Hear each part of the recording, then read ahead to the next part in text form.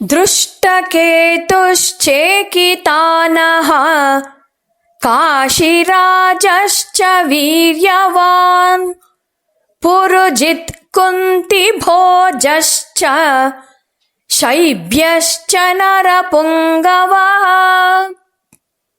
ದುರ್ಯೋಧನ ಇನ್ನಷ್ಟು ಜನರನ್ನ ಹೆಸರಿಸ್ತಾನೆ. ದೃಷ್ಟಕೇತು, ಚೇಕಿತಾನ, ಕಾಶಿರಾಜ, ಪುರುಜಿತ್, ಕುಂತಿಭೋಜ, ಶೈಬ್ಯ, ಒಟ್ಟು 10 ಜನರ ಹೆಸರನ್ನ ಹೇಳ್ತಾನೆ. ದೃಷ್ಟಕೇತು ಇವ ಶಿಶುಪಾಲನ ಮಗ. ಮುಂದೆ ದ್ರೋಣಾಚಾರ್ಯರು ಇವನನ್ನ ಕೊಂದ್ರು. ಚೇಕಿತಾನ ವೃಷ್ಟಿವಂಶದ ಪ್ರಖ್ಯಾತನಾದ ವೀರ. ಪುರುಜಿತ್ ಇವನು ಕುಂತಿಯ ಸಹೋದರ. ಇವನನ್ನ ಅನಂತರ ದ್ರೋಣರು ಕೊಂತಾರೆ. ಕುಂತಿಭೋಜ ಕುಂತಿಯ ಸಾಕು ತಂದೆ. ಶೈಬ್ಯ ಆಗಿನ ಕಾಲದ ಪ್ರಖ್ಯಾತ ವೀರರಲ್ಲಿ ಒಬ್ಬ. ದುರ್ಯೋಧನನಿಗೆ ಪಾಂಡವ ಟೀಮು ಸ್ಟ್ರಾಂಗು, ಬ್ರೇವು ಅಂತ, ಅವನ ಟೀಮು ವೀಕ್ ಅಂತ ಇತ್ತಂತೆ.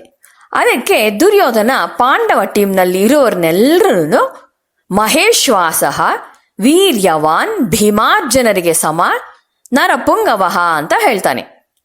ಅವನು ಯಾವಾಗ್ಲೂ ನೆಗೆಟಿವ್ ಥಿಂಕ್ ಮಾಡ್ತಾ ಇರ್ತಾನೆ. ಆದ್ರಿಂದಲೇ ನಾವು ಯಾವುದನ್ನ ಥಿಂಕ್ ಮಾಡ್ತಾ ಇರ್ತೇವೋ ಅದೇ ಆಗ್ತಾ ಇರತ್ತೆ. ಎನರ್ಜಿ ಎಲ್ಲ ಅಲ್ಲೇ ಫೋಕಸ್ ಆಗ್ತಾ ಇರತ್ತೆ. ಅದಕ್ಕೆ ನಾವು ಸಹ ಯಾವಾಗ್ಲೂ ಪಾಸಿಟಿವ್ ಆಗಿ ಥಿಂಕ್ ಮಾಡಬೇಕು ಅಂತ ಹೇಳ್ತಾರೆ.